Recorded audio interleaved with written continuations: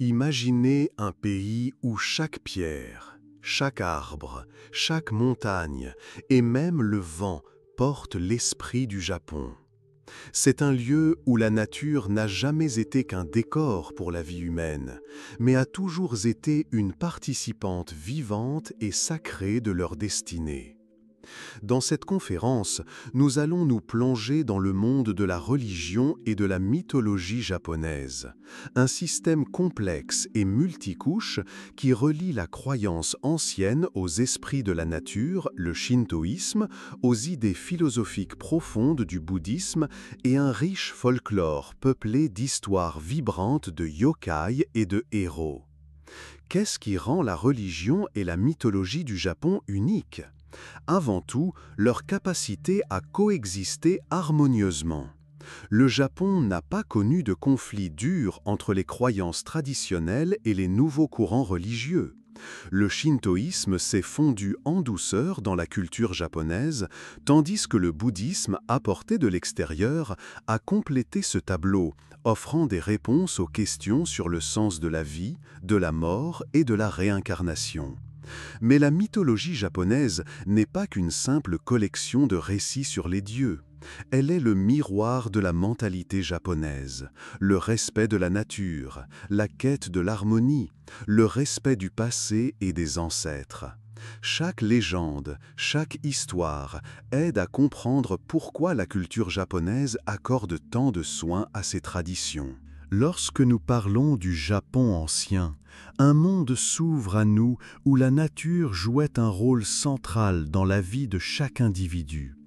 Contrairement aux conceptions occidentales de la nature comme objet à conquérir ou comme ressource à utiliser, les Japonais la voyaient comme un être vivant, empli d'énergie spirituelle.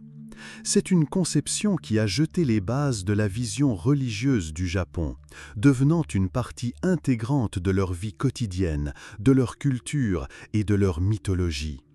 Les anciens habitants des îles japonais croyaient que le monde était peuplé d'esprits invisibles qui habitaient chaque recoin de la nature. Ces esprits, appelés kami, pouvaient être associés aux arbres, aux rivières, aux montagnes, au vent, voire aux pierres. Pour les anciens Japonais, la nature n'était pas un arrière-plan pour leur vie, elle en était le cœur. Chaque jour et chaque action dépendait de ces cycles. Le printemps apportait la floraison des cerisiers, un moment de renouveau et un rappel de la fugacité de la vie. En automne, venait le temps de remercier les kami pour la récolte. Chaque changement de saison était accompagné de rituels pour montrer son respect aux esprits de la nature. Si la pluie tardait, les gens apportaient des offrandes. Si la sécheresse menaçait la récolte, des prières spéciales étaient récitées. C'est ainsi qu'est né le shintoïsme, que l'on appelle aujourd'hui la voix des dieux. Mais à l'époque, ce n'était pas une religion claire, avec des dogmes ou des règles. C'était une manière de vivre, de respecter la nature, de chercher l'harmonie et de se souvenir que l'homme ne peut exister en dehors du monde qui l'entoure. Les gens croyaient que s'ils ne respectaient pas les règles, des malheurs s'abattaient, sécheresse, tempête ou maladie. Une attention particulière était accordée aux lieux où résidaient les kami.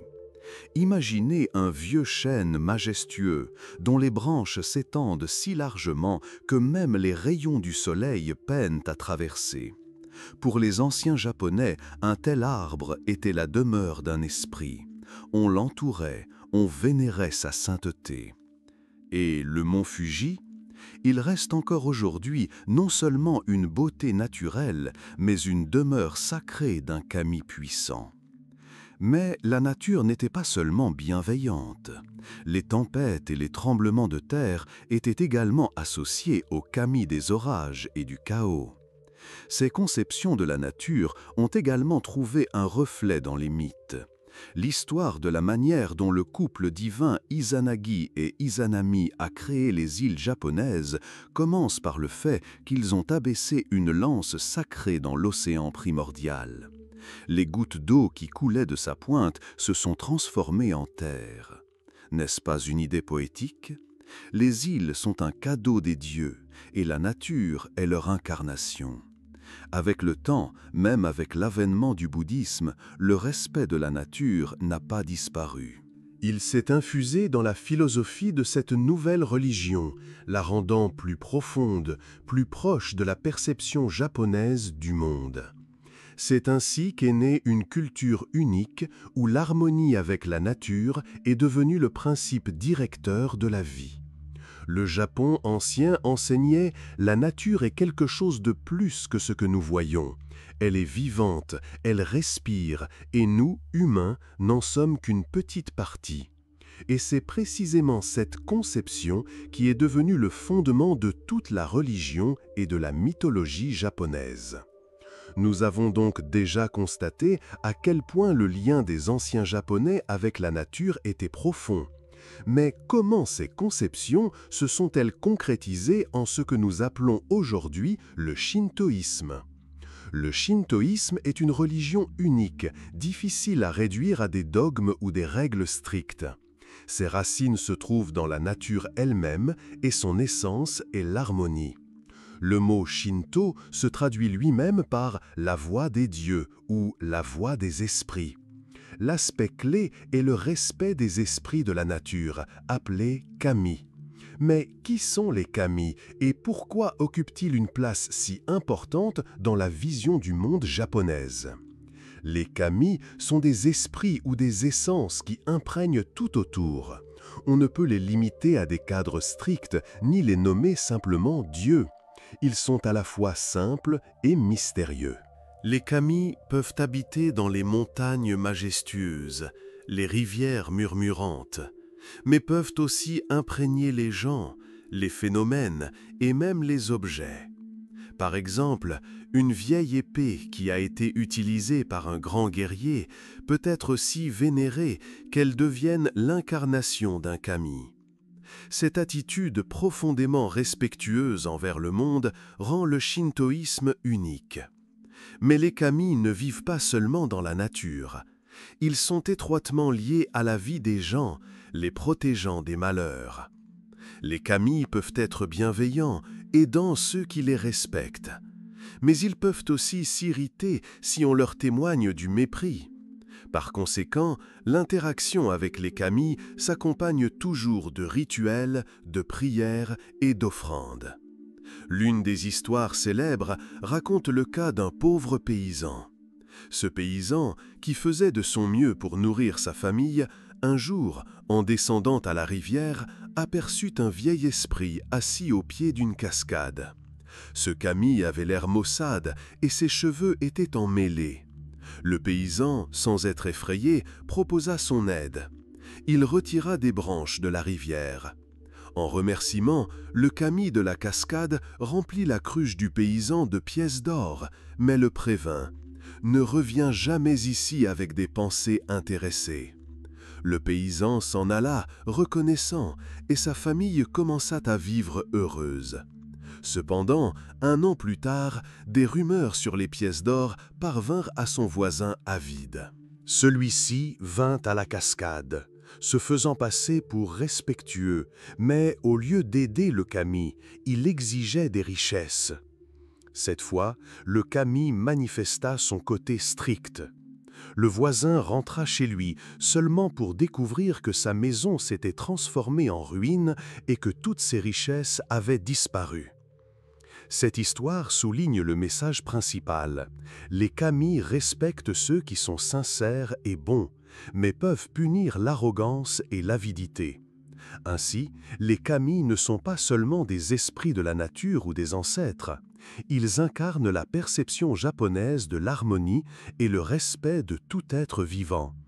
C'est à travers les kami que les Japonais voient le lien entre eux, la nature et les forces qui rendent le monde si merveilleux et imprévisible. Lorsque nous parlons du shintoïsme, nous ne pouvons ignorer ces manifestations extérieures, ces éléments qui rendent cette religion visible et tangible.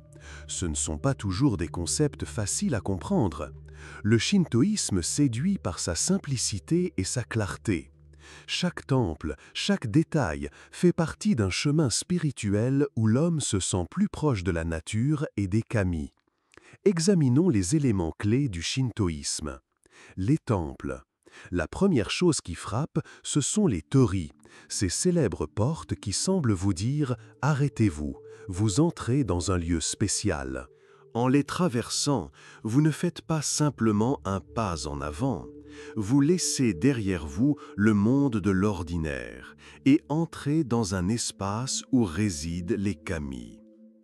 Ces portes sont une frontière entre deux mondes, le nôtre, humain, et celui des esprits. Les torii peuvent être de différentes couleurs, rouge vif, en bois, en pierre, haut ou tout petit. Leurs formes sont simples, mais elles renferment une signification étonnante. La couleur rouge, par exemple, symbolise la purification et la protection contre le mal, comme si seules les personnes prêtes à respecter le sacré pouvaient passer par ces portes. L'un des exemples les plus impressionnants est celui des torii du sanctuaire Fushimi Inari à Kyoto. Là, des milliers de torii sont alignés en longs corridors qui serpentent à travers les collines. En parcourant ces corridors, vous avez l'impression de traverser un portail menant de plus en plus profondément dans le monde des kami. Ce chemin n'est pas une simple promenade, mais un véritable voyage spirituel, où chaque pas vous rapproche de quelque chose de plus grand. Après avoir traversé les torii, vous vous retrouvez dans un jinja, un sanctuaire où résident les kami. Mais ce n'est pas juste un bâtiment. Chaque sanctuaire est un organisme vivant qui s'intègre à la nature. Vous les trouverez presque toujours dans des lieux qui semblent déjà spéciaux en eux-mêmes. Dans des forêts denses, au sommet des montagnes ou près de rivières calmes. Les temples n'essayent pas de se démarquer. Au contraire, ils se fondent harmonieusement dans le paysage environnant. L'idée principale est que les kami se sentent chez eux, car les kami sont des esprits de la nature et ils préfèrent rester dans leurs lieux habituels, qu'il s'agisse d'un arbre, d'une pierre ou d'une montagne. À l'intérieur du sanctuaire, il y a deux zones principales, le Honden et le cœur du temple, où se trouve le symbole du kami. Généralement, ce symbole n'est pas visible par les visiteurs. Il peut s'agir d'un miroir, d'une pierre ou d'une épée. Il est caché derrière des portes, dans lesquelles est enfermée la puissance des kami. Le Haiden est le lieu où les gens prient, font des offrandes et communiquent avec les kami. Ici, tout est simple. Il y a un plateau où l'on peut déposer une pièce, s'incliner et taper des mains pour attirer l'attention. Chaque temple a ses caractéristiques uniques. Par exemple, le sanctuaire d'Ise, dédié à la déesse du soleil Amaterasu, est entièrement reconstruit tous les 20 ans. Pourquoi? Pour symboliser le renouveau et l'éternité. Le sanctuaire n'est pas seulement une demeure pour les kami, mais aussi un lieu pour la tenue de rituels. On y célèbre des fêtes, des cérémonies de purification, des mariages et d'autres événements importants. Les gens viennent au jinja pour demander aux kami protection, guérison ou chance. Mais entrer dans un temple ne suffit pas. Avant de vous approcher des kami, vous devez montrer que vous les respectez. Pour cela, il existe un rituel de purification spécial. Chaque temple dispose d'un lieu appelé Mizuya, une coupe en pierre ou en bois avec de l'eau et des louches en bois soigneusement disposées. Et là, quelque chose d'étonnant commence. Ce rituel est si simple et en même temps si symbolique que vous sentez immédiatement votre corps et votre esprit se préparer à la rencontre avec quelque chose de sacré. Voici comment cela se passe. Prenez une louche et versez un peu d'eau sur une main. Sentez l'eau vous laver. Cela symbolise la purification de vos actions. Répétez la même chose avec l'autre main. Tout ce que vous faites doit être pur et respectueux. Prenez un peu d'eau dans la paume et rincez-vous doucement la bouche. Ce n'est pas juste de l'hygiène, c'est la purification de vos paroles. Vous allez prier, ce qui signifie que vos paroles doivent être sincères. Rincez la louche et reposez-la. Même cette étape est importante. Elle montre que vous vous souciez de ceux qui viendront après vous. Après cela, vous vous sentez prêt. Vos mains, votre bouche et surtout votre esprit sont purifiés. Vous êtes prêt à entrer dans le monde des kami. Les torii, les jinja et le rituel de purification ne sont pas de simples cérémonies. Ils sont l'expression du respect, de la simplicité et de l'harmonie qui sont au cœur du shintoïsme. Ils nous apprennent à être ici et maintenant. Lorsque vous traversez les torii, vous laissez vos soucis derrière vous. Lorsque vous purifiez vos mains et votre bouche, vous vous ouvrez à quelque chose de plus grand. Lorsque vous entrez dans un jinja, vous devenez partie d'une tradition millénaire qui, par des actions et non par des mots complexes ou des dogmes, dit « Tu fais partie de ce monde, respecte-le, communique avec lui et vis en harmonie. » Nous avons donc examiné les éléments clés de cette vision du monde. Mais le shintoïsme ne se limite pas aux temples et aux rituels. Ce sont aussi des traditions vivantes, profondément ancrées dans la culture. Cette religion se révèle à travers ses fêtes et ses rituels, où le culte des kami se mêle au cycle de la nature, aux valeurs familiales et au rythme de la vie quotidienne. Examinons ces traditions étonnantes plus en détail. Les Matsuri sont une fête de la vie, une gratitude envers les kami pour leur protection et leur aide. Chaque Matsuri est lié à un événement, la récolte en automne ou les demandes de protection contre les catastrophes estivales, comme les typhons. C'est un moment où toute la ville ou le village s'anime et il semble que le monde environnant se remplisse d'une énergie particulière. Imaginez des rues décorées de lanternes vives, le son des tambours et des mélodies de flûte. Des foules de personnes vêtues de kimonos traditionnels participent à la fête. Au centre de cette action se trouve un mikoshi, un sanctuaire portatif dans lequel réside temporairement un kami. Le mikoshi est porté sur les épaules par des hommes et des femmes qui crient en rythme. Il parcourt toute la ville ou le village. Ce n'est pas seulement une procession symbolique. On pense que les kami visitent ainsi leur terre et bénissent les gens. L'un des exemples les plus frappants de Matsuri est le Gion Matsuri à Kyoto. Cette fête se déroule en été pour protéger la ville des maladies et des épidémies. D'immenses plateformes richement décorées, appelées Yamaboko, roulent dans les rues, tandis que les gens profitent des spectacles et de la nourriture de rue. Les Matsuri ne sont pas seulement une fête pour les gens, mais aussi une communication avec la nature. Après la récolte en automne, on remercie pour elle. Chaque danse, chaque mélodie, chaque geste lors d'un Matsuri est un message au kami, une expression de respect et de gratitude. Si les Matsuri se concentrent sur la nature et les kami, alors l'Obon est dédié au culte des ancêtres.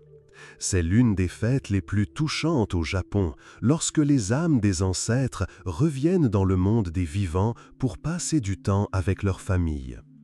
Tout commence par la préparation. Les familles nettoient les tombes des ancêtres, les décorent de fleurs, placent de l'encens. Dans les maisons, on installe des autels avec des offrandes, riz, fruits, thé et parfois les plats préférés des défunts. Tout cela est fait pour montrer aux ancêtres qu'ils sont souvenus, respectés et aimés. La fête commence par l'allumage de lanternes qui aident les âmes à trouver le chemin de la maison. Des bougies sont allumées dans les maisons et dans les rues, on peut parfois voir des processions entières avec des lanternes. Cela crée une atmosphère incroyable de lumière et de chaleur, comme si chaque coin était éclairé par le soin et l'amour. L'un des éléments centraux de la fête est la danse Obon Odori. C'est une danse simple, mais profonde.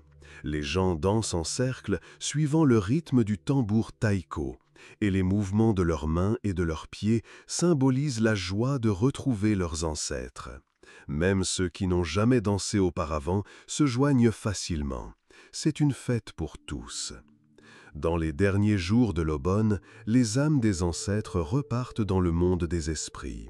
Pour les accompagner, on lance de petites lanternes en papier dans la mer. Imaginez l'eau sombre, éclairée par des centaines de lumières, emportant doucement avec elle le souvenir des êtres chers. C'est une tradition incroyablement touchante et belle qui rappelle que, bien que nos ancêtres soient partis, le lien avec eux demeure. Les fêtes et rituels du shintoïsme nous aident à comprendre comment les Japonais communiquent avec le monde des kami, expriment leur gratitude envers la nature et vénèrent leurs ancêtres. Mais pour comprendre pleinement l'essence de cette religion, il faut revenir à sa source même, les mythes. Ils n'expliquent pas seulement l'organisation du monde, mais montrent aussi comment les kami sont liés à la vie des gens, à la nature et au destin. Plongeons dans le monde des mythes japonais. Au début des temps, le monde était un chaos informe. Il n'existait ni terre, ni ciel, ni océan, ni montagne, seulement un brouillard infini dans lequel commencèrent à se manifester les premières divinités. Ces divinités ne s'immiscèrent pas dans le processus de création. Elles observaient seulement comment l'ordre naissait progressivement.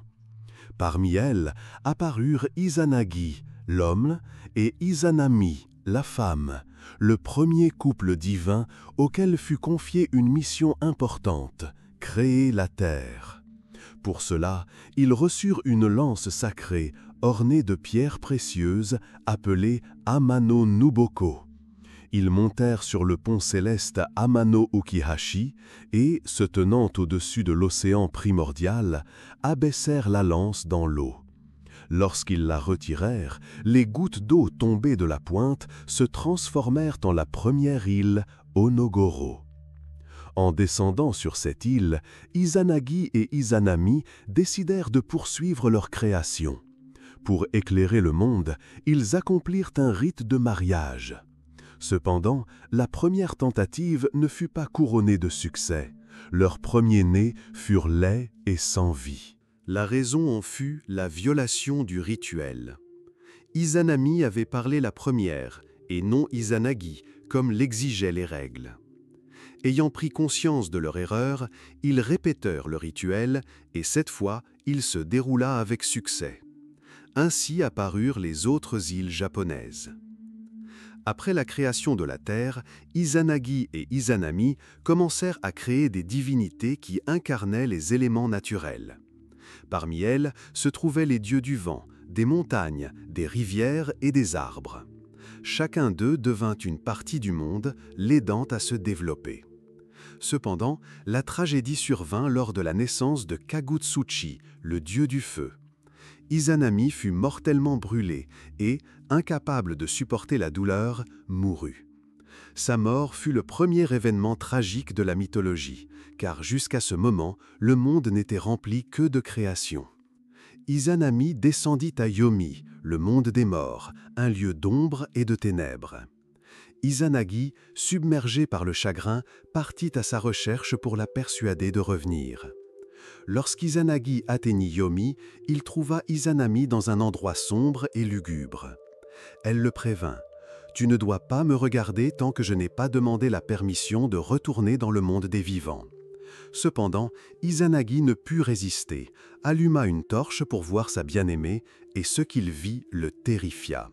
Le corps d'Izanami était défiguré par la décomposition, couvert de vers. Furieuse qu'il ait violé sa demande, Izanami se transforma en déesse du monde souterrain et jura de le poursuivre.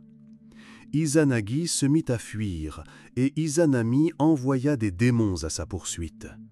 À peine échappé, Izanagi ferma l'entrée du monde des morts avec une immense pierre pour rompre le lien entre le monde des vivants et le monde de Yomi. Izanami resta là, devenant la déesse de la mort, et Izanagi retourna dans le monde des vivants pour se purifier de la souillure.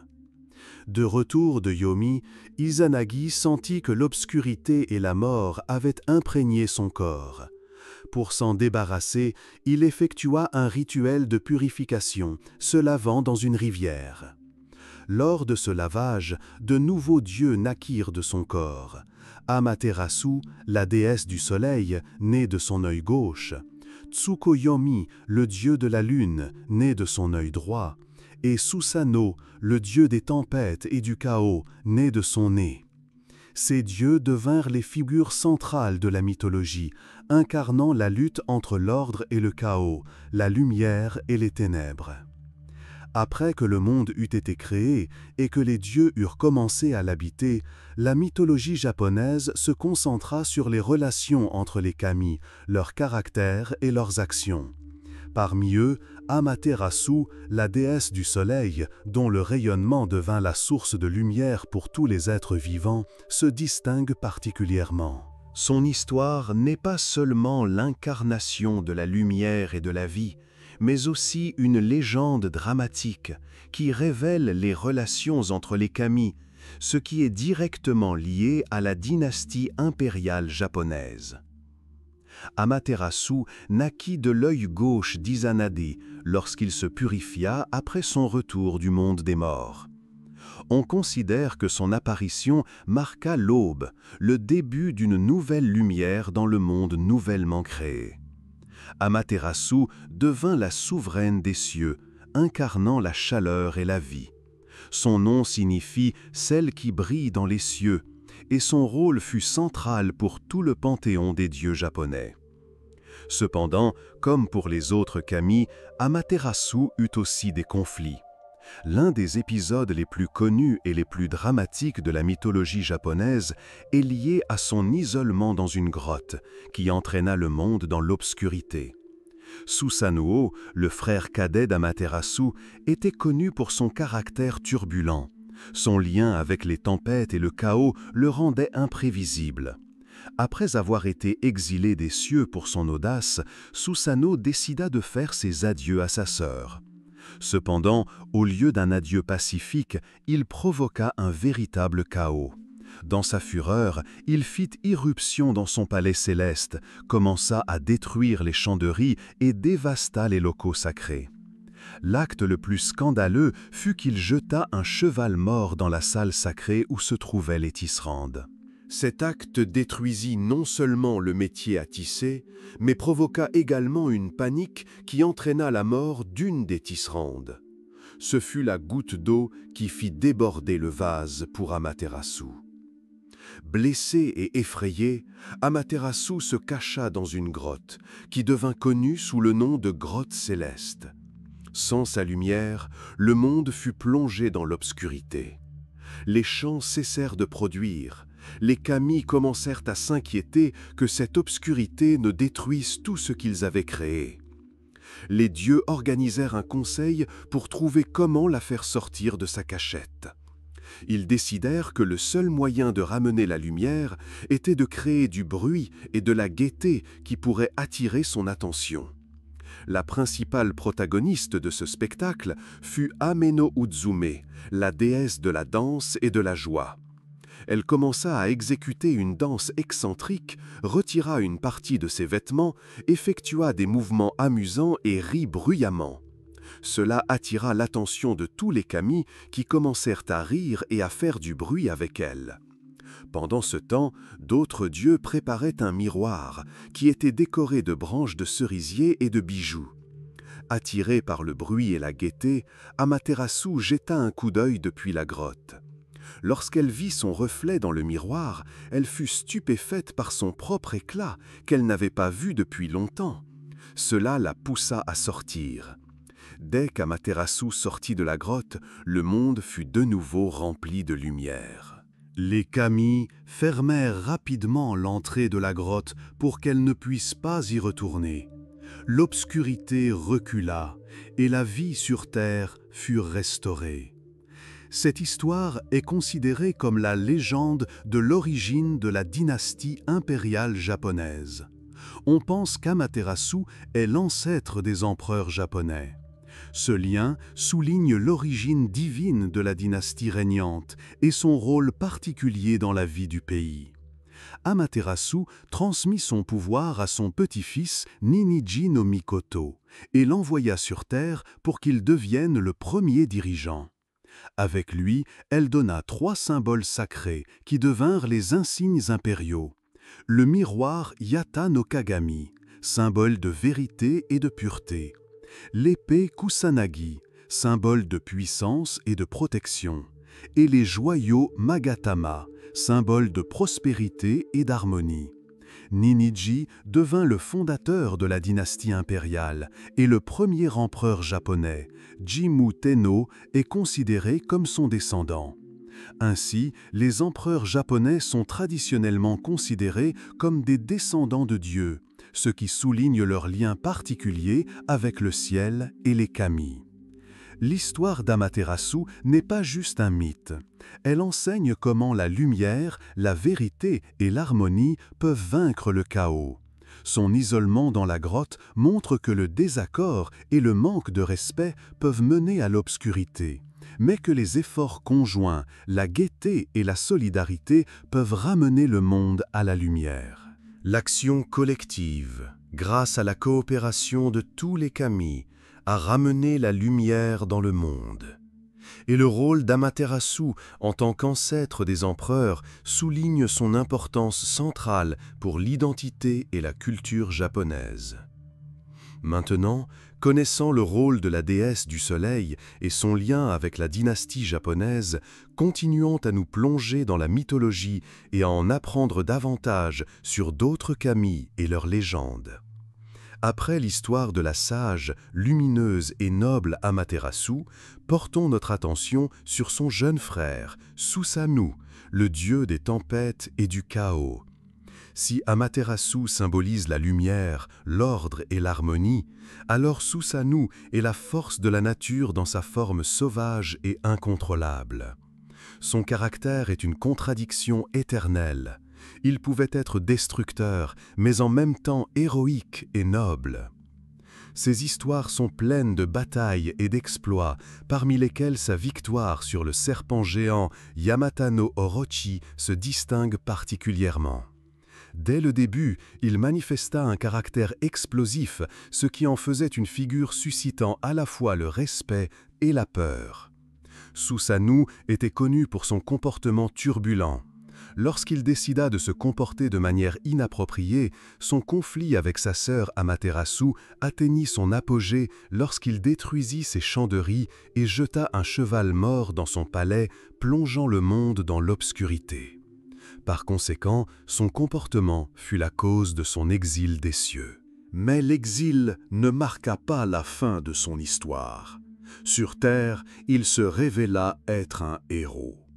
Après son exil, Susanoo se retrouva sur Terre, dans la province d'Izumo. Là, il rencontra un vieil homme et une vieille femme qui pleuraient amèrement. Susanoo demanda la raison de leur chagrin, et le vieil homme lui raconta une histoire. Chaque année dans leur village venait un serpent géant avec 8 têtes et 8 queues, Yamata no Orochi, pour emporter une de leurs filles. Ce serpent était si énorme que son corps s'étendait sur 8 vallées et 8 chaînes de montagnes, et ses yeux brillaient comme le feu. Le vieil homme et la vieille femme avaient 8 filles, mais 7 d'entre elles avaient déjà été dévorées par le serpent. Il ne restait qu'une seule, la belle Kushinada Hime, et elle devait également être livrée au monstre. Susanoo proposa son aide, promettant de vaincre le serpent, mais en retour, il demanda la permission d'épouser Kushinada Hime. Le vieil homme et la vieille femme acceptèrent avec joie. Alors, Susanoo commença à se préparer à la bataille. Il élabora un plan astucieux. Avec les paysans, il prépara 8 grandes jarres de saké, si fort que son arôme était capable d'enivrer. Ensuite, ces jarres furent disposées dans les endroits où le serpent avait l'habitude de venir. Lorsque Yamata no Orochi apparut, ces 8 têtes se tendirent simultanément vers le saké, chacune plongeant dans une jarre pour boire le vin. Le serpent s'enivra tellement qu'il ne put plus bouger. En profitant de cela, Susanoo le tua d'un seul coup de son épée. Lorsqu'il coupa le corps du serpent, il trouva dans l'une des queues une épée sacrée qui devint plus tard connue sous le nom de Kusanagi. Cette épée devint l'une des 3 insignes impériaux du Japon, symbolisant le pouvoir et la protection. L'épée Kusanagi fut transmise de génération en génération. On pense qu'elle se trouve dans le sanctuaire Atsuta à Nagoya, mais elle n'est jamais montrée au public. Cela souligne sa sainteté. Susanoo prit l'épée de la queue du serpent comme trophée et signe de sa victoire. Il apporta cette épée en cadeau à sa sœur Amaterasu comme geste de réconciliation et de reconnaissance de sa grandeur après leur dispute qui avait entraîné son exil des cieux. Amaterasu, à son tour, conserva cette épée comme symbole de puissance divine et de protection. Susanoo reste l'une des figures les plus controversées mais populaires de la mythologie japonaise. Son image est souvent utilisée dans l'art, la littérature et même la culture moderne, comme symbole de force et de courage. Malgré ses forces chaotiques et destructrices, elles peuvent être utilisées pour le bien. Maintenant, connaissant les exploits de Susanoo, nous pouvons mieux comprendre comment la mythologie japonaise considère la lutte entre le chaos et l'ordre. Les mythes suivants nous en diront encore plus sur les kami et leur rôle dans le monde. Après l'histoire captivante de Susanoo, le dieu des tempêtes et du chaos, tournons notre attention vers une autre figure clé de la mythologie japonaise, Tsukuyomi, le dieu de la lune. Tsukuyomi est l'incarnation de la nuit, du calme et du mystère. Contrairement à la lumineuse et active Amaterasu et au bouillonnant Susanoo, Tsukuyomi semble plus réservé, mais son caractère est également plein de contradictions. Ces histoires ne sont pas aussi nombreuses que celles des autres kami, mais leur symbolisme et leur influence sur la mythologie et la culture japonaise jouent un rôle important. Tsukuyomi apparut lors d'un rituel de purification, lorsque Izanagi, de retour du monde des morts, lava son corps pour se débarrasser de la souillure. De son œil droit naquit Tsukuyomi, le dieu auquel fut confié le pouvoir sur la lune et le ciel nocturne. Le nom Tsukuyomi se traduit par « celui qui lit la lune » ou « celui qui observe la lune ». Rien que son nom parle de sa nature calme et concentrée. Tsukuyomi n'était pas lié aux tempêtes ou au feu comme son frère Susanoo et ne portait pas l'éclat et la vie comme Amaterasu. Il incarnait la nuit, la sérénité et le mystère. Avec Amaterasu, il symbolisait l'harmonie entre le jour et la nuit, la lumière et les ténèbres.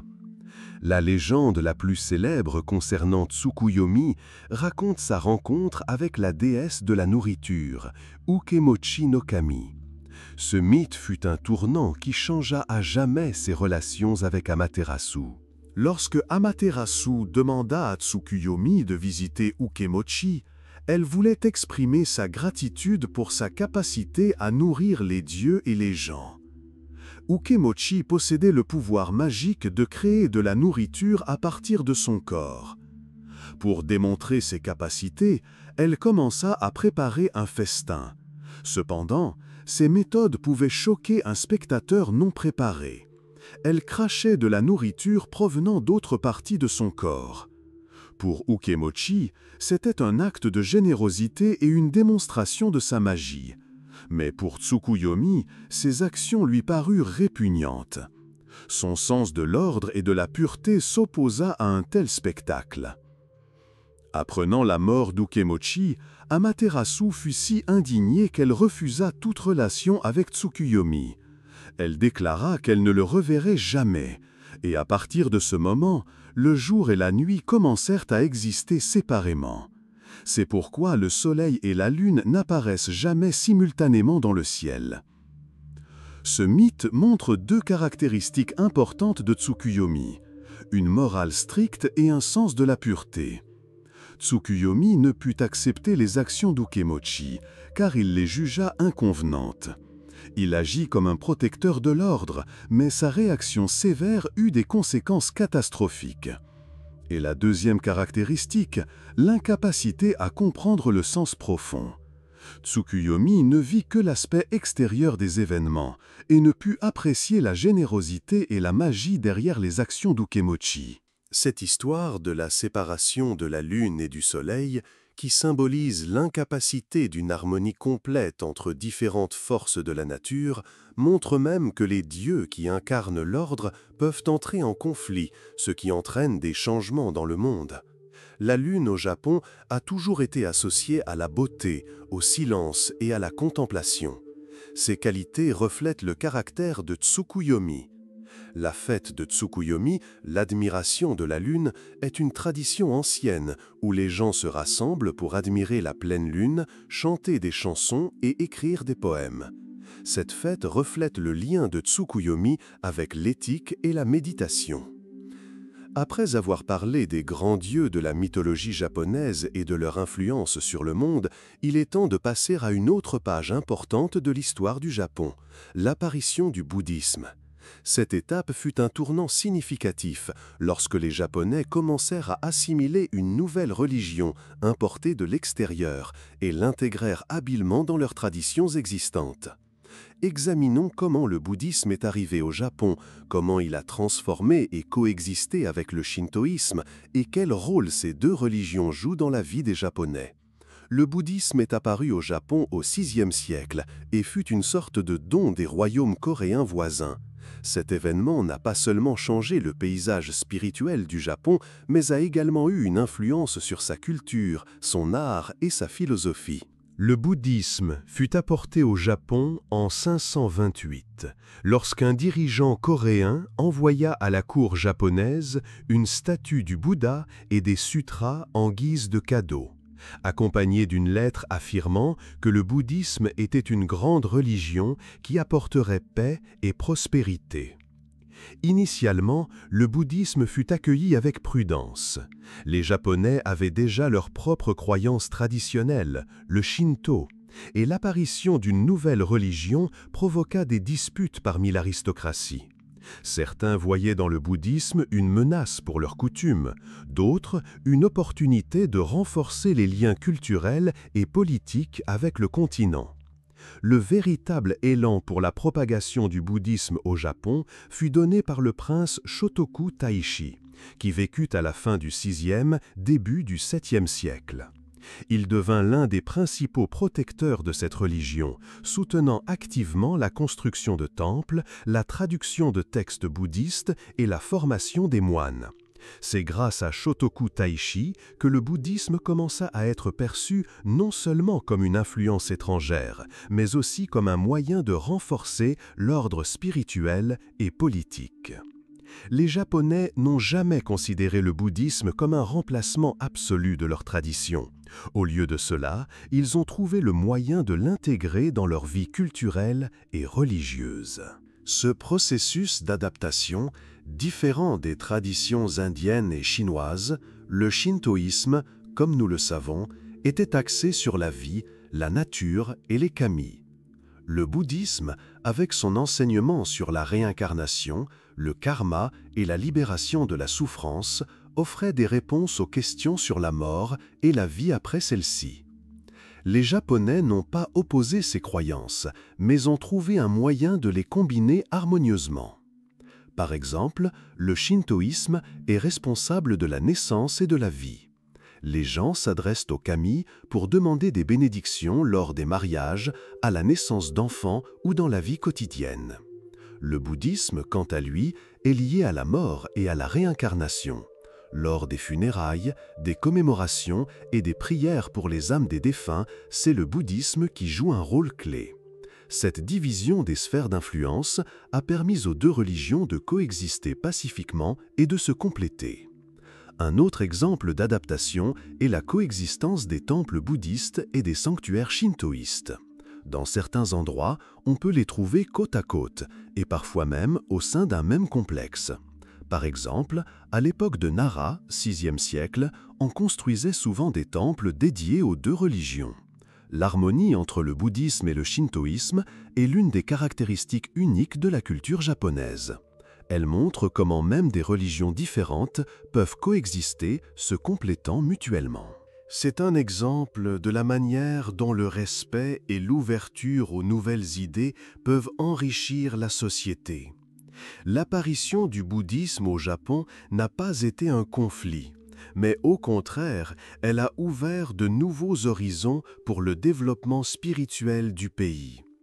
Sachant maintenant comment ces deux religions coexistent, approfondissons leur symbolisme et leur influence sur la société. Avec le temps, le bouddhisme a commencé à se développer dans plusieurs directions, et chacune d'elles a laissé sa marque unique dans la culture japonaise. L'une des écoles les plus importantes qui s'est particulièrement démarquée au Japon est le zen bouddhisme. Sa philosophie, sa pratique et son influence sur l'art restent encore aujourd'hui une source d'inspiration pour les Japonais comme pour le monde entier. Le zen bouddhisme est apparu en Chine sous le nom de Shan et fut introduit au Japon au 7e siècle. L'accent principal du zen est mis sur l'expérience directe de la réalité, qui est atteinte par la méditation. C'est une école qui vise la simplicité, la conscience intérieure et l'harmonie avec le monde. Au cœur du zen bouddhisme se trouve la pratique du zazen, la méditation en position assise. Mais ce n'est pas juste s'asseoir en silence. Le zazen est un moyen de purifier l'esprit des pensées superflues, des émotions et de l'ego.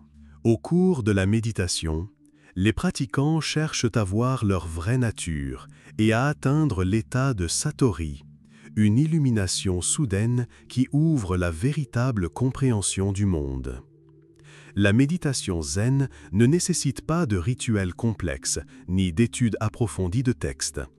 Tout ce dont on a besoin, c'est du silence, de la concentration sur la respiration et de la volonté de lâcher prise de tout ce qui est superflu.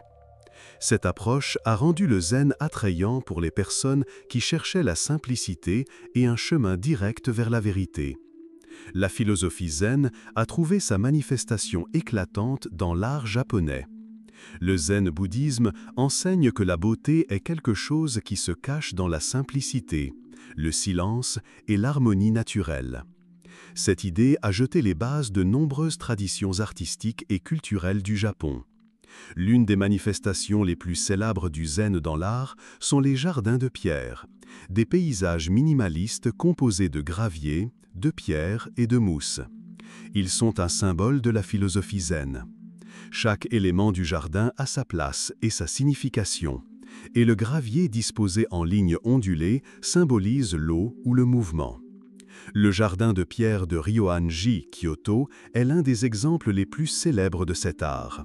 Dans ce jardin, il n'y a que 15 pierres, mais elles sont disposées de telle manière qu'à partir de n'importe quel point de vue, seules 14 sont toujours visibles. Cette incomplétude symbolise l'idée que la compréhension complète du monde dépasse toujours la perception humaine. Les jardins de pierre ne sont pas seulement une contemplation, mais une méditation.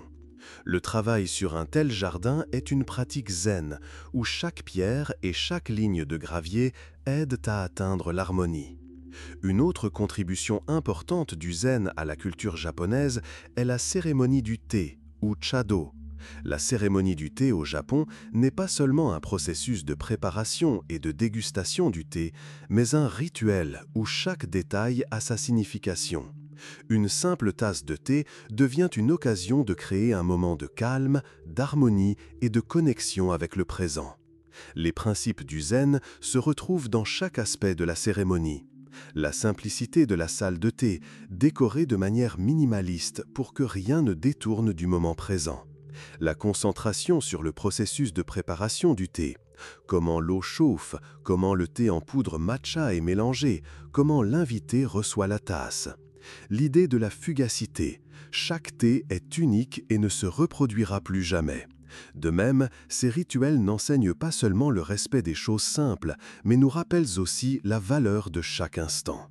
Le zen bouddhisme a appris aux Japonais à trouver l'harmonie dans les choses simples. Ce n'est pas seulement une philosophie ou une religion, mais un mode de vie qui aide les gens à se rapprocher de la nature, d'eux-mêmes et du moment présent.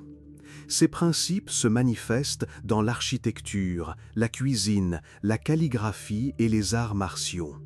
Le zen nous apprend à regarder le monde non pas avec des yeux pleins d'attente, mais avec un cœur ouvert, capable de voir la beauté dans le silence, le vide et la fugacité. C'est une leçon qui reste d'actualité aujourd'hui, inspirant les gens du monde entier. Maintenant, après avoir découvert les principes fondamentaux du zen bouddhisme et l'art japonais, plongeons dans la partie suivante pour explorer d'autres aspects de la culture bouddhiste au Japon. Poursuivant notre voyage à travers les principales écoles du bouddhisme au Japon, portons notre attention sur le Jōdoshu, ou l'enseignement de la terre pure. Cet enseignement est venu d'Inde et se distingue par son accessibilité et sa simplicité, ce qui en a fait l'une des formes les plus populaires de bouddhisme parmi le peuple. Au cœur de son enseignement se trouve la foi en Bouddha Amida, qui offre un chemin vers le salut, ne nécessitant ni rituel complexe ni méditation profonde. Bouddha Amitabha, connu dans la tradition japonaise sous le nom de Bouddha Amida, est une divinité qui incarne la compassion et la sagesse infinie. On pense qu'il réside dans la terre pure, un monde idéal, exempt de souffrance, où les âmes peuvent atteindre l'illumination. La légende raconte qu'Amida, encore sous la forme d'un bodhisattva, fit des vœux qui devinrent le fondement de cet enseignement. Le mot bodhisattva vient du sanskrit et se traduit par « celui qui aspire à l'illumination ». Cependant, c'est plus qu'une simple personne suivant le chemin de l'éveil. Un bodhisattva est celui qui renonce à l'illumination complète pour aider d'autres êtres à surmonter la souffrance et à atteindre la libération. Contrairement au zen bouddhisme, qui exige de longues méditations et une quête intérieure, l'enseignement de la terre pure propose un chemin plus simple. Tout ce qu'il faut, c'est une foi sincère en Bouddha Amida et la répétition de son nom, ce qui s'appelle le Nembutsu. Le Nembutsu consiste à répéter la phrase « Namu Amida Butsu », ce qui signifie « hommage à Bouddha Amida ». Cette pratique ne nécessite pas de conditions particulières, ni de rituels complexes. On peut la pratiquer n'importe où et n'importe quand. La foi que Bouddha Amida entendra votre appel suffit pour obtenir sa grâce. Cette simplicité a rendu le Jōdoshu populaire aux paysans, des commerçants et de ceux qui n'avaient pas la possibilité de consacrer beaucoup de temps aux pratiques bouddhistes complexes. L'école Jōdoshu fut fondée au 7e siècle par le moine Hanshan. Hanshan cherchait un moyen de rendre le bouddhisme accessible à tous, quelle que soit leur éducation ou leur statut social. Il parvint à la conclusion que le salut était possible pour chaque personne, à condition qu'elle croie sincèrement en la compassion de Bouddha Amida. L'enseignement de Hanshan se propagea rapidement, car il s'adressait aux personnes qui se sentaient éloignées des rituels complexes et des concepts philosophiques du bouddhisme traditionnel. L'idée même de la terre pure devint un symbole de réconfort et d'espoir. Ce n'est pas juste un royaume céleste, mais un lieu où l'âme peut trouver la paix et la possibilité d'atteindre l'illumination. C'est particulièrement important à une époque où les gens étaient confrontés à des maladies et à des souffrances. La foi en la terre pure leur donnait la force de faire face aux difficultés. Bien que le chemin vers le salut soit simple, l'école Jodoshu comprend également une symbolique qui aide à renforcer la foi et à créer une atmosphère de spiritualité. Les statues de Bouddha Amida, debout dans une pose de méditation avec les mains jointes dans un geste de bénédiction, les chapelets Zuzu, utilisés pour répéter le Nembutsu afin de se concentrer sur la pratique, et enfin le chant et les prières collectives. De tels rituels aident à unir les gens dans une foi commune et à créer un sentiment de communauté. Aujourd'hui, l'enseignement de la terre pure reste l'une des formes de bouddhisme les plus populaires au Japon. Il rappelle que le chemin spirituel peut être simple et que la foi et la sincérité sont l'essentiel. Cette école nous enseigne que même dans un monde de souffrance, il y a toujours de la place pour l'espoir et la compassion. Maintenant, connaissant l'école Jodoshu et sa signification, nous pouvons poursuivre notre voyage à travers d'autres aspects du bouddhisme au Japon. Passons au chapitre suivant, où nous explorerons plus en profondeur l'une des philosophies bouddhistes les plus importantes qui se mêlent à la culture et à la vision du monde japonaise, le concept de karma et de réincarnation. Ce chapitre ne porte pas seulement sur les dogmes religieux, mais sur la manière dont ces idées influencent la vie quotidienne, l'art et même la mentalité des Japonais.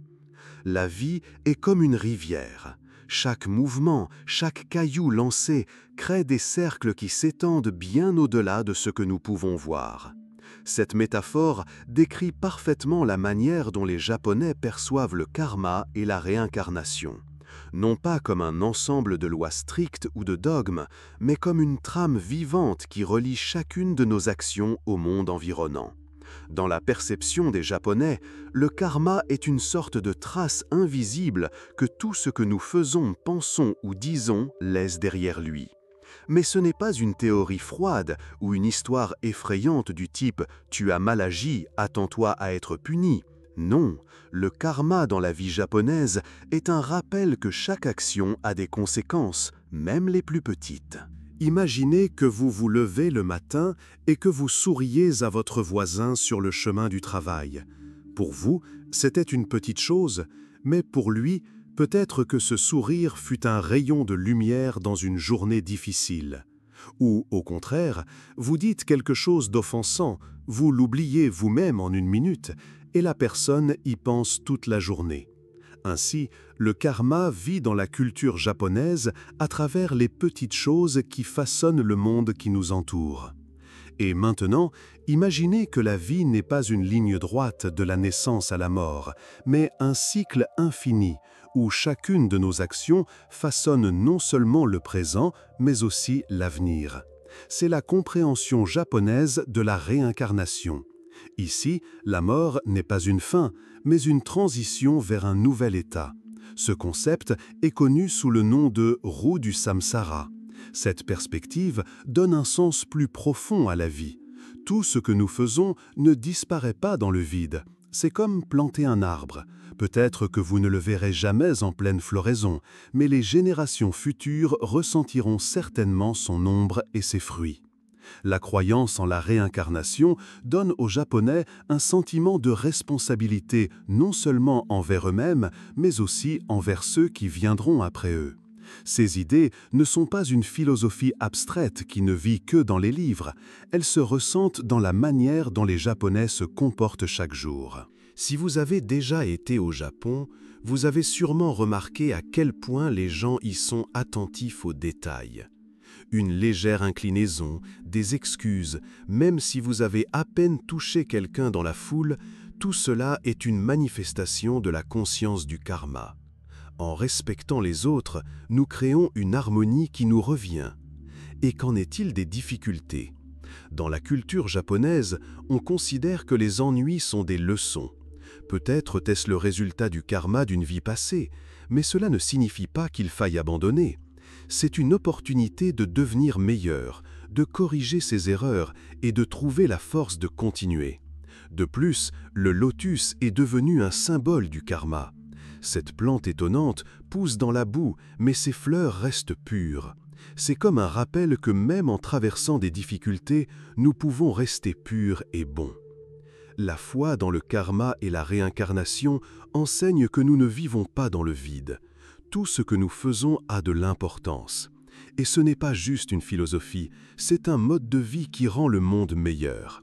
Si chacun de nous s'efforce de faire le bien autour de soi, ce monde deviendra un peu plus lumineux. Le bouddhisme n'est pas seulement un enseignement sur la manière de vivre consciemment et de trouver l'harmonie, mais aussi un monde incroyable de légendes qui transmettent ses sens profonds. Ces histoires donnent vie aux idéaux de miséricorde, de compassion et de quête de la vérité. Aujourd'hui, nous parlerons de deux grandes figures du bouddhisme. Le Bouddha Shakyamuni, fondateur de l'enseignement, et le Bouddha Amida, dont la compassion sans limite a inspiré des millions de personnes. L'histoire du Bouddha Shakyamuni est une épopée sur la recherche du sens de la vie, qui a commencé par une question simple mais profonde. Pourquoi y a-t-il tant de souffrances dans le monde ? Le Bouddha Shakyamuni naquit il y a plus de 2500 ans dans une famille royale sur le territoire de l'actuel Népal. Sa mère, la reine Maya, la nuit précédant sa naissance, eut un rêve d'un éléphant blanc qui entra dans son flanc. Ce rêve fut considéré comme un présage que son fils deviendrait un grand homme, soit un roi tout-puissant, soit un enseignant spirituel. Selon la légende, le Bouddha Shakyamuni naquit dans le jardin de Lumbini, sous un arbre sale. On raconte que le nourrisson fit immédiatement 7 pas, et sous chacun de ces pas fleurit un lotus, ce qui souligne son destin particulier. En tant que prince, le Bouddha Shakyamuni grandit dans un luxe incroyable. Son père voulait le protéger de toute souffrance, entourant le palais de beauté, de confort et de fêtes. Mais malgré tout cela, le prince sentait qu'il manquait quelque chose. Un jour, il vit un vieil homme, un symbole du vieillissement qu'il ne pouvait éviter. Puis, une personne malade, ce qui lui rappela la souffrance. Puis, il vit un mort, et il réalisa l'inévitabilité de la mort. Et enfin, il rencontra un ascète, une personne qui cherchait la vérité. Ces rencontres le bouleversèrent profondément. Il comprit que ni la richesse ni le pouvoir ne pouvaient le protéger de la souffrance. Le chemin du Bouddha Shakyamuni commença par la décision de quitter le palais, sa famille et le luxe pour trouver la réponse à la question principale: comment se libérer de la souffrance ?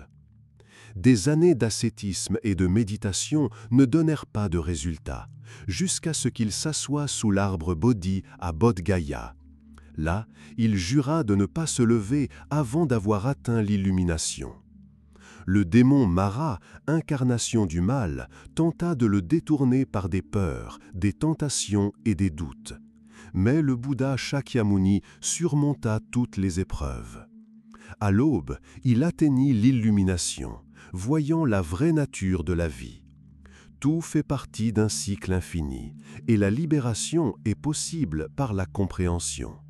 Il devint le Bouddha, l'éclairé, et commença à partager son enseignement qui changea la vie de millions de personnes.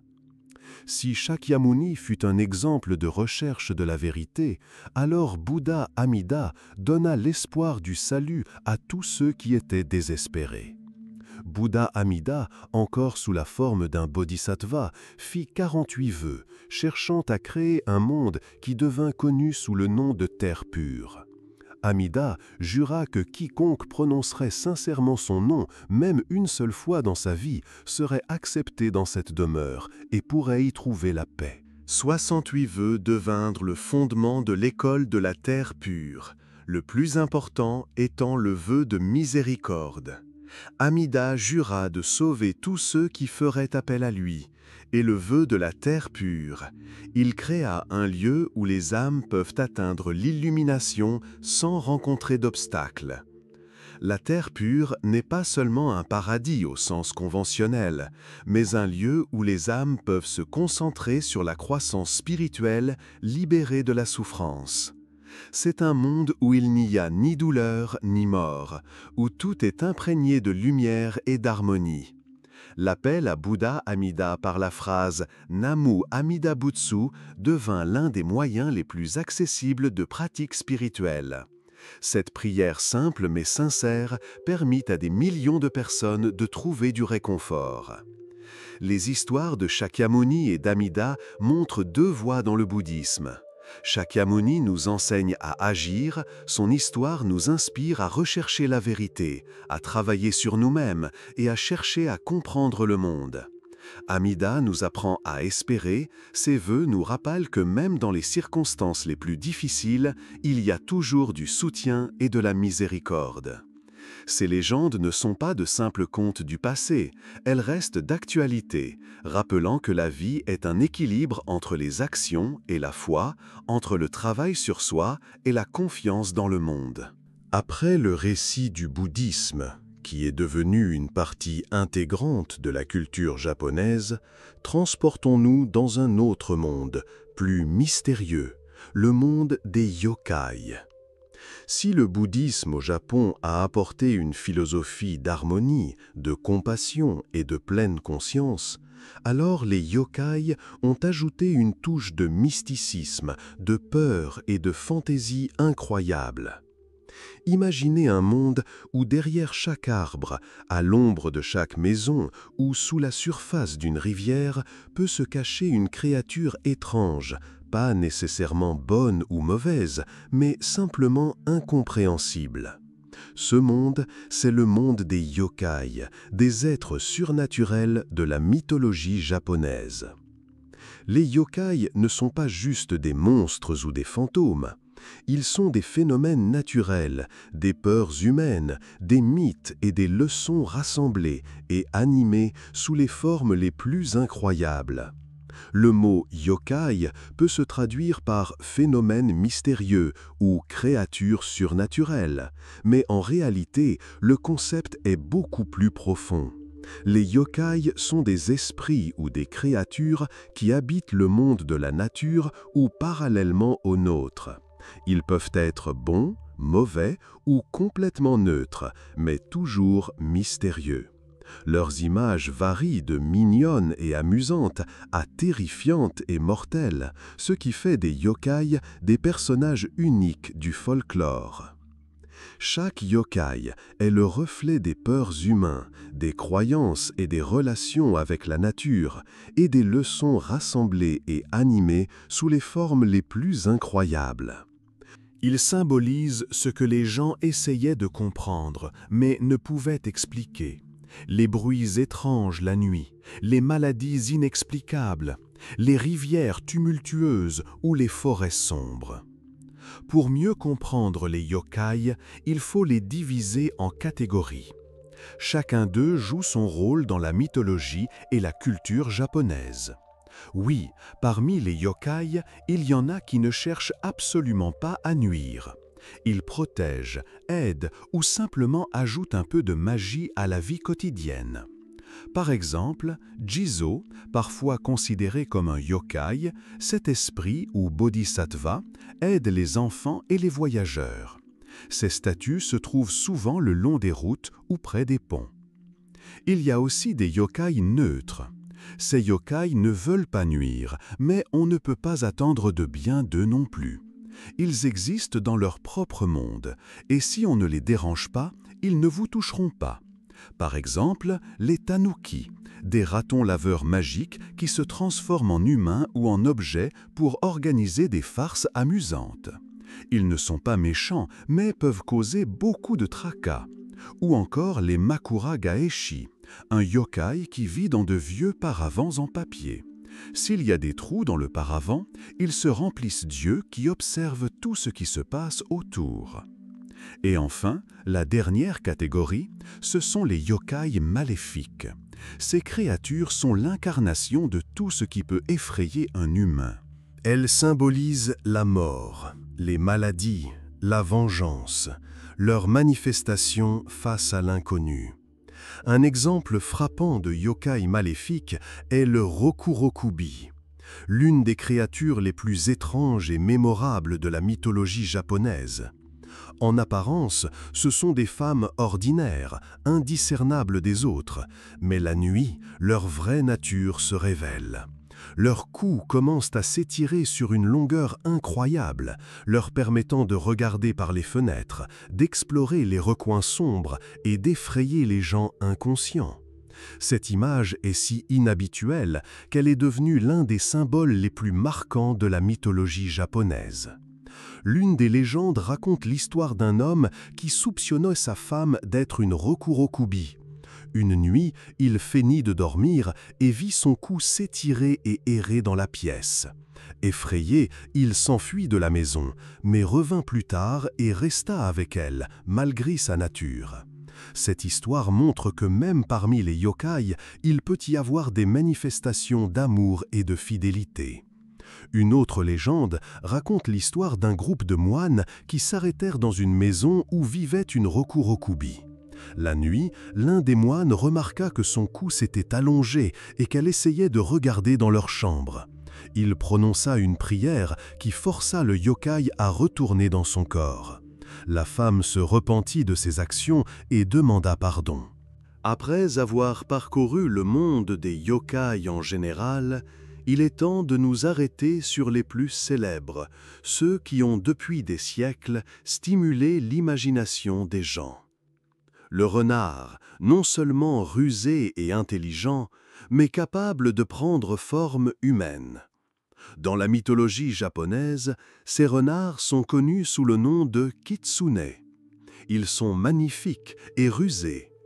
On pense que les kitsune ne sont pas des renards ordinaires, mais des êtres aux capacités magiques.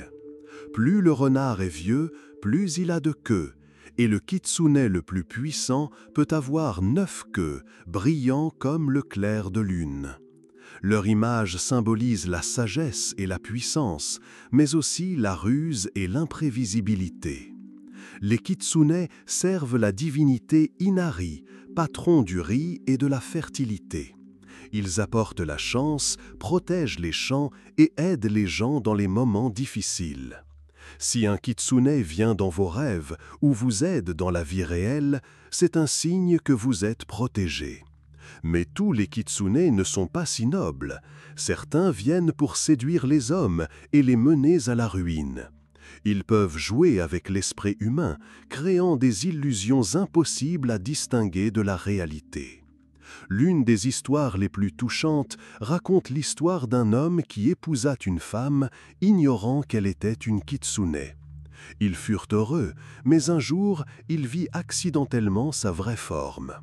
Il ne put l'accepter, mais son amour pour lui resta éternel. C'est une histoire sur la difficulté d'accepter la nature d'autrui, même si on l'aime.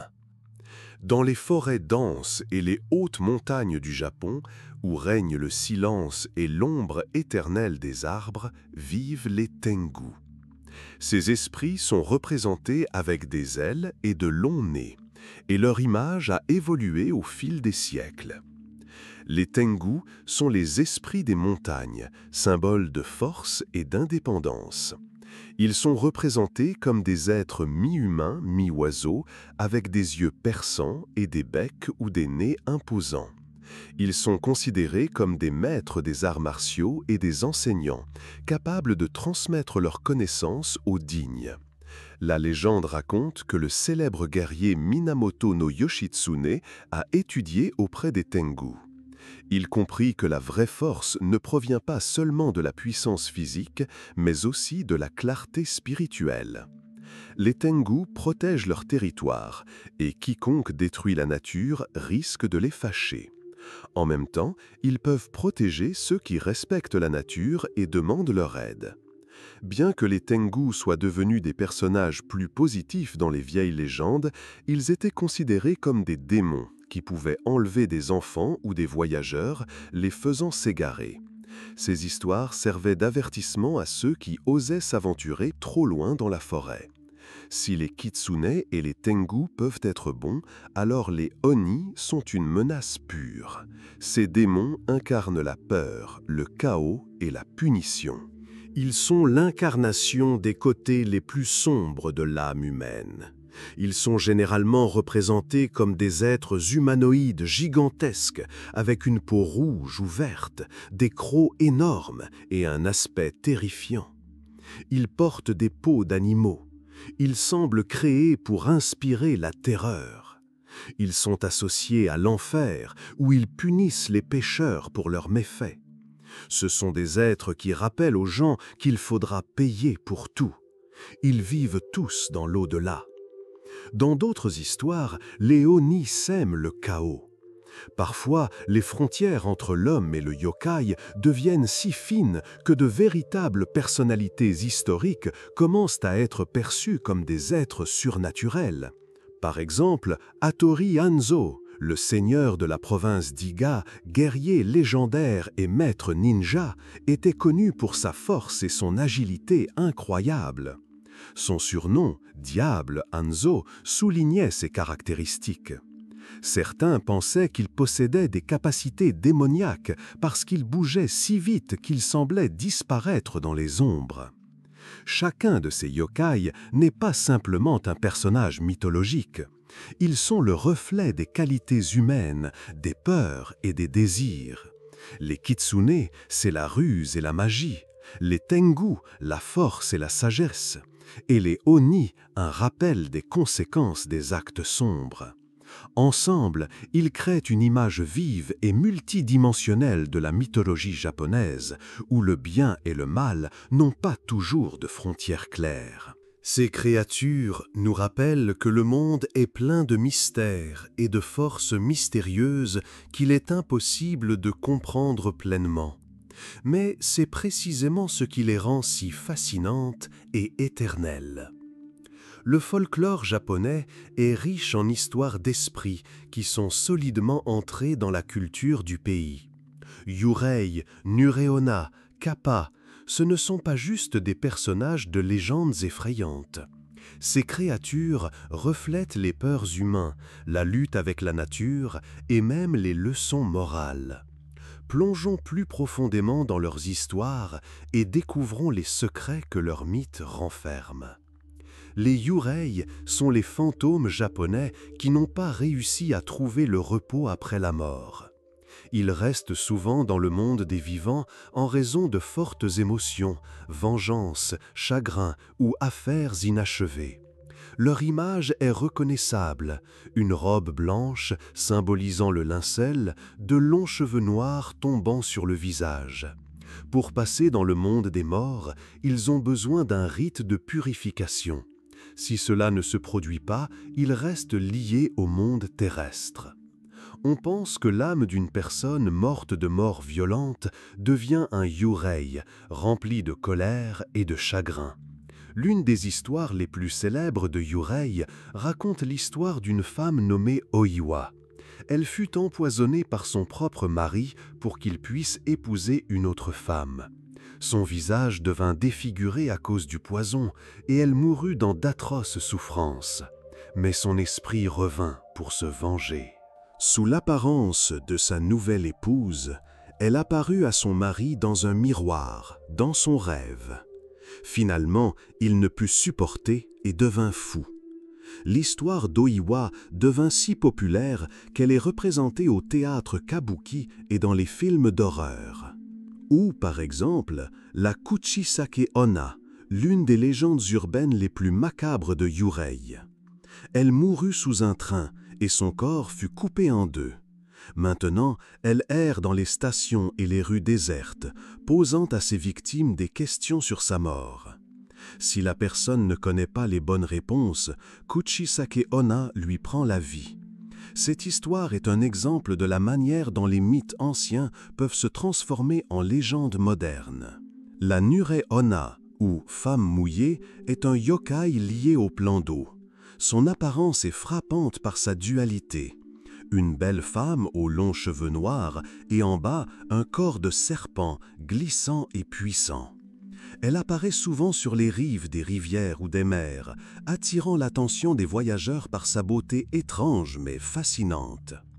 De nombreuses histoires la décrivent comme une créature qui attire les gens dans un piège. Nuveona peut faire semblant d'être inoffensive et demandait à un voyageur d'aider à porter un bébé. Mais dès que la personne prend l'enfant dans ses bras, elle découvre qu'elle tient non pas un bébé, mais une pierre lourde, impossible à jeter tant que la victime est stupéfaite. Alors Nureona attaque, aspirant la force vitale. L'une des histoires célèbres raconte l'histoire d'un pêcheur qui vit Nurona sur la rive d'une rivière. Elle lui demanda de l'aider.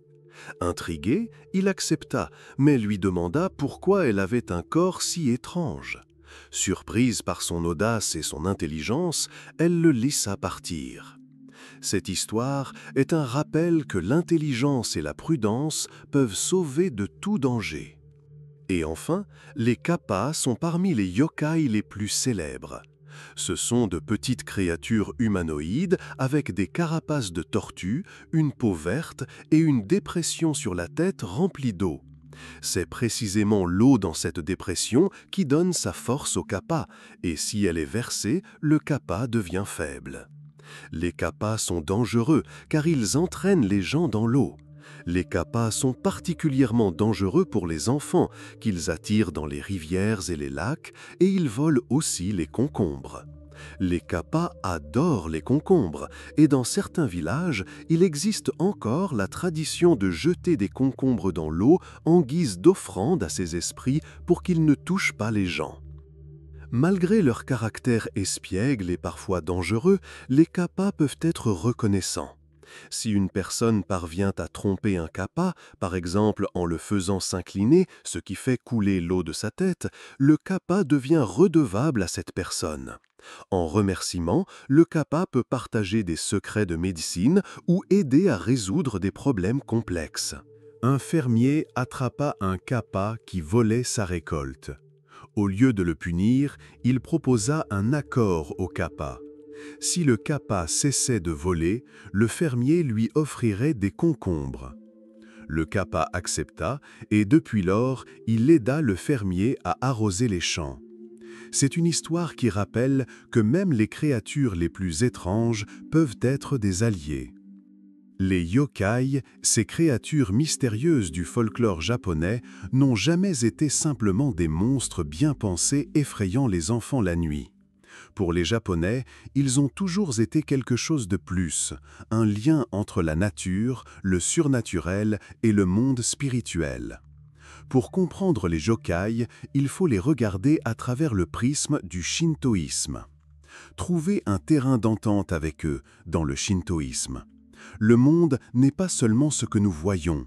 Les montagnes, les rivières, même les pierres peuvent être des demeures de kami, esprits divins qui incarnent l'essence même de la nature. Dans ce contexte, les yokai étaient perçus comme faisant partie de ce grand système. Ils sont une partie intégrante de la nature, qui doit être respectée. Imaginez un kappa assis au bord d'une rivière. Pour les Japonais, ce n'était pas juste un esprit espiègle qui pouvait entraîner quelqu'un dans l'eau, mais une sorte de gardien de la rivière. Si vous traitez l'eau avec respect, apportez des offrandes, par exemple des concombres, alors le kappa peut même vous aider. C'est une philosophie étonnante. Les yokai ne font pas que faire peur. Ils nous rappellent combien il est important de vivre en harmonie avec le monde qui nous entoure. Les kitsune, servant Inari, divinité de la fertilité, en sont un autre exemple. Ces renards rusés et puissants étaient plus que de simples messagers divins, accomplissant des tâches importantes comme la protection des temples ou la transmission des bénédictions. Et bien que les kitsune puissent jouer avec les gens en les trompant, l'idée sous-jacente à leurs actions était que le monde des esprits et le monde des humains sont étroitement liés. Le cycle de la naissance et de la mort et les yokai commencèrent à être perçus comme des créatures qui étaient bloquées sur ce chemin en raison de leurs actions. Rappelez-vous les Oni, ces terribles démons avec des cornes qui tourmentent les pécheurs en enfer. Dans le bouddhisme, ce ne sont pas juste des monstres, mais le résultat d'un mauvais karma. C'est un rappel que nos actions ont des conséquences qui peuvent nous poursuivre même après la mort. Les yurei, ces fantômes aux affaires inachevées, trouvent une explication dans les enseignements bouddhistes. Leur incapacité à passer dans le monde suivant est liée aux émotions qu'ils ne peuvent pas lâcher. La colère, la vengeance, le chagrin. C'est pourquoi les moines bouddhistes accomplissaient des rituels pour calmer ces esprits, les aidant à trouver la paix et à passer à la prochaine étape de leur vie. Comme nous le savons maintenant, tous les yokai n'étaient pas amicaux ou neutres. Certains d'entre eux représentaient un danger réel, et les gens cherchaient des moyens de se protéger. C'est là qu'intervenaient les traditions du shintoïsme et du bouddhisme, qui donnaient aux gens des outils pour lutter contre l'inexplicable. Par exemple, le sel était utilisé comme un puissant moyen de purification. Il était non seulement répandu devant les portes pour effrayer les yokai, mais aussi utilisé dans les rituels de purification. Avez-vous déjà vu de petits tas de sel placés lors des rituels japonais avant de manger? C'est une partie de cette ancienne tradition. Ou prenons les miroirs sacrés du shintoïsme. Le miroir est un symbole de pureté et de vérité. On pensait qu'un esprit maléfique, en voyant son reflet, s'effrayait et s'en allait. Dans certains temples, les miroirs sont encore des artefacts sacrés. Et il y avait aussi des amulettes, comme les omamori, que l'on pouvait acheter dans un temple. Chaque amulette était faite pour un but précis. Protection contre les esprits maléfiques, attraction de la chance ou même aide aux études. Mais derrière elle se cachait une idée plus profonde. L'amulette ne protégeait pas simplement. Elle rappelait que la personne était sous la protection de forces supérieures. Les talismans en papier attachés aux portes ou aux fenêtres pour repousser les yokai. On y inscrivait des prières ou des symboles sacrés. Le lien des yokai avec le shintoïsme et le bouddhisme montre une chose étonnante. Les Japonais n'ont jamais perçu le surnaturel comme quelque chose d'étranger. Pour eux, le monde des esprits et le monde des humains sont une seule réalité, où tout est lié. Les yokai pouvaient tromper ou même attaquer, mais il y avait toujours une logique dans leurs actions. Si l'on traite la nature et les autres avec respect, alors le monde des esprits sera également bienveillant. Cette philosophie est vivante aujourd'hui encore. Les gens continuent de visiter les temples, d'acheter des amulettes et d'accomplir des rituels de purification. Car même dans le monde moderne, rempli de technologie, les Japonais n'oublient pas leur lien avec quelque chose de plus grand qu'eux-mêmes. Et peut-être est-ce précisément ce qui rend leur culture si unique. La mythologie et le folklore japonais, entrelacés avec les traditions profondes du shintoïsme, le monde des yokai, ces créatures qui incarnent les peurs humaines, les émotions et le lien avec la nature. Des kitsune rusés et des oni terrifiants aux yurei et kappa mystérieux. Chaque yokai porte une leçon. Il nous rappelle que le monde est plein de mystères et que l'harmonie avec le monde qui nous entoure exige le respect de ce qui nous entoure. Rituels, amulettes et sanctuaires servaient non seulement de moyens de protection, mais aussi de moyens de construire des relations avec ces entités. Ces traditions, ancrées dans le shintoïsme et le bouddhisme, continuent de vivre aujourd'hui, connectant les Japonais à leur riche héritage spirituel. Merci de m'avoir écouté jusqu'à la fin de cette conférence. J'espère que ce voyage dans le monde de la mythologie japonaise vous a été fascinant et inspirant.